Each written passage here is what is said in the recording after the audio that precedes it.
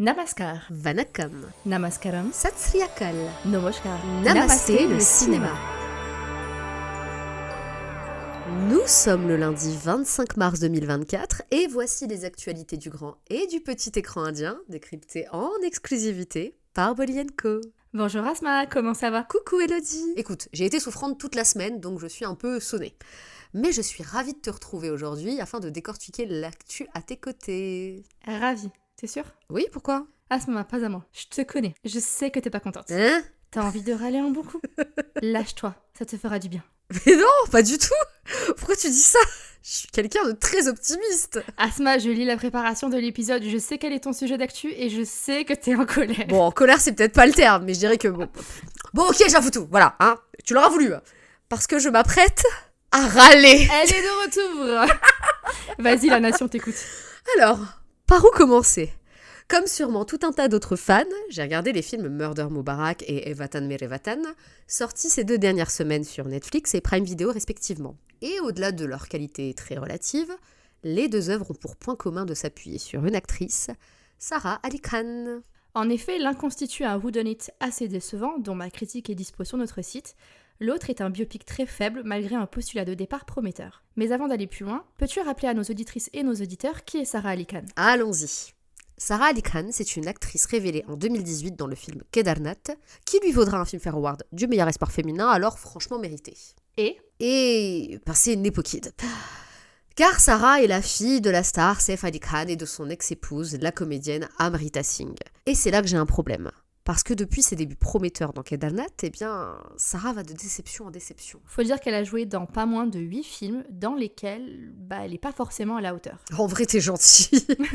Car il y a ses prestations molles et mécaniques dans Zarahatke, Zalabachke, Vatan Merevatan ou encore Atrangire, mais il y a aussi ses fois où elle est juste mauvaise, comme dans Coolie No. 1, Love Ajkal et Gaslight. C'est sûr.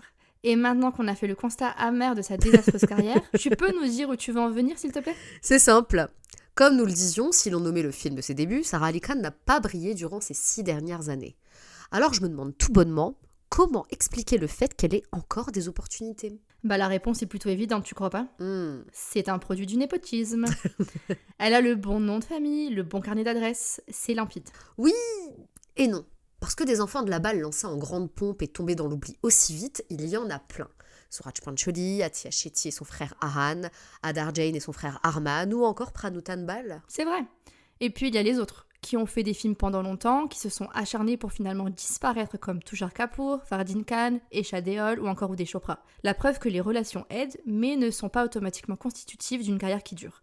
Sauf que tous les exemples précités ont un point commun, ils n'étaient pas soutenus par Karan Johar. Et lui, il est particulièrement buté dans l'art d'imposer ses chouchous. Il est de retour. D'autant qu'il a un modèle sur lequel il semble avoir calqué un mode opératoire, celui d'Alia Bhatt. Car à force de l'imposer, de jouer des coudes pour la positionner sur des projets ambitieux et challenging, l'actrice a réussi à faire son trou jusqu'à devenir la comédienne la plus sacrée au Filmfare Awards dans la catégorie de la meilleure actrice. J'y crois toujours pas.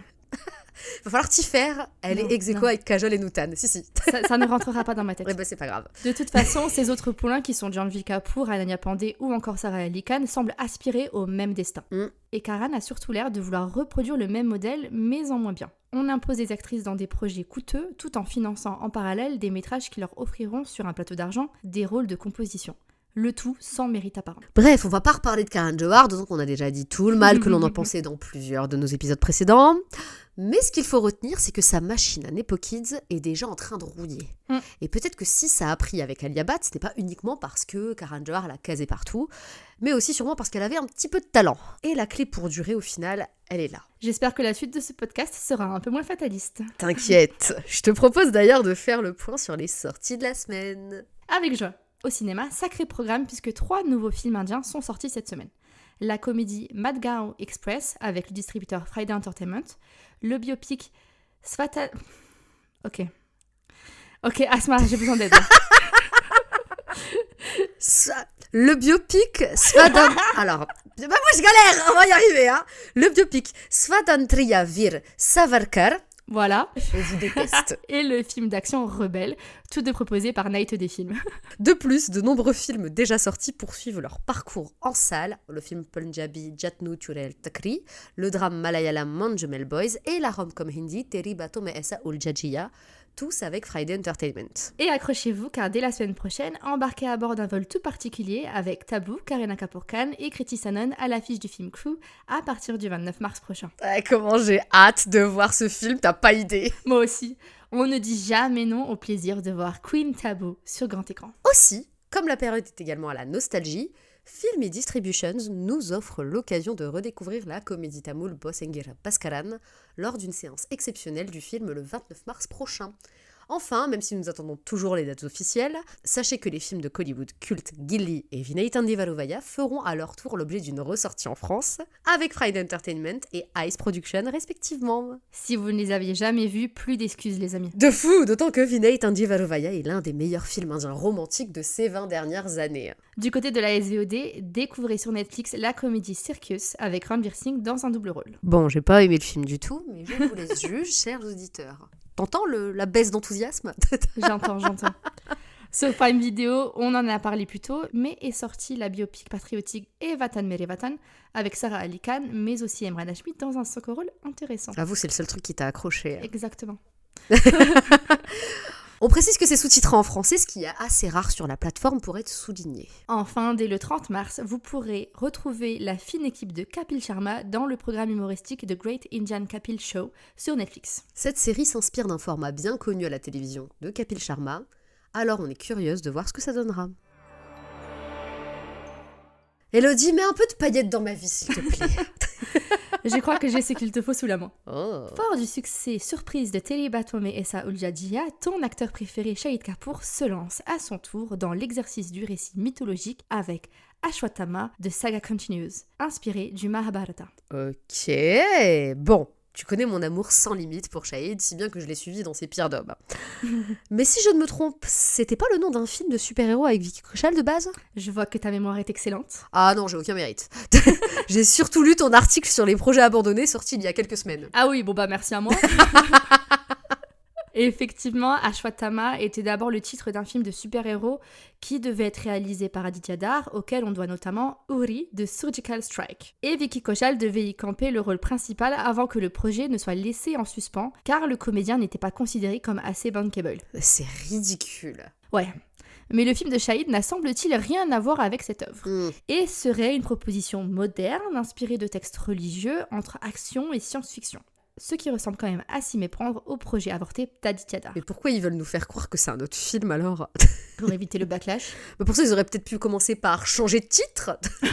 On sait également que le film sera réalisé par Sachin Ravi, qui a jusqu'ici officié au Cinéma Canada, notamment en dirigeant l'encensé Avane Shrimanayarana. On applaudit parce que la prononciation est incroyable. S'il vous plaît. Ah, merci. On sait qu'il sera aussi produit par la famille Bagnani, je sais pas ce qu'ils foutent là, Moi non plus. qu'il sortira en 5 langues et qu'il sera disponible après sa sortie en salle sur Prime Video. Ok, c'est un bon début, mais difficile de se faire la moindre opinion avec ces quelques éléments. Hélas, il va falloir prendre notre mal en patience car aucune info n'a été dévoilée concernant la date de sortie. Bon, ben on va se consoler en rematant Shahid dans Farzi, j'imagine.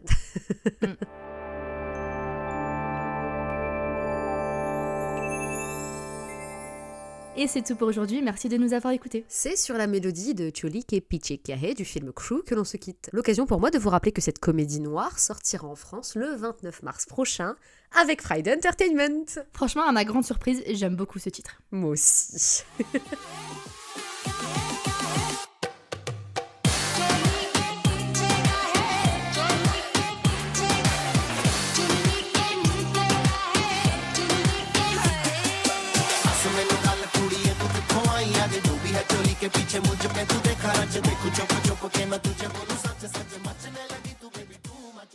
Merci d'avoir écouté Namasté le cinéma. C'était Elodie et Asma du magazine Bolly & Co. On espère que cet épisode vous a plu. Si vous aimez notre podcast, c'est le moment de vous abonner, de partager, de commenter, de liker ou encore de donner une petite note sur votre plateforme d'écoute favorite. Nous vous rappelons que tous les liens vers les bandes annonces, les articles et la chanson de la semaine sont disponibles en description et dans la version retranscrite de cet épisode que vous pouvez retrouver sur www.bolienco.fr. Et si vous n'êtes toujours pas lassé d'entendre nos voix, nos fous rires et nos coups de gueule, alors rendez-vous lundi prochain dans Namasté le cinéma.